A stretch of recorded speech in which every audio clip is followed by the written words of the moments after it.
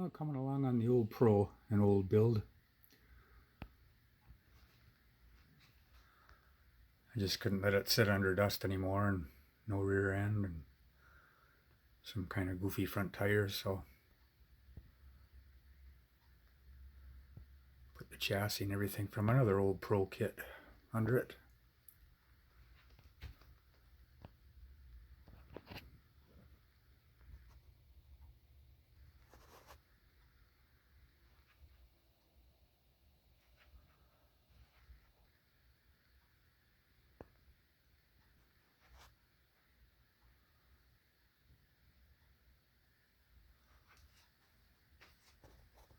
Let's probably do a shot of it outside, a video of it outside.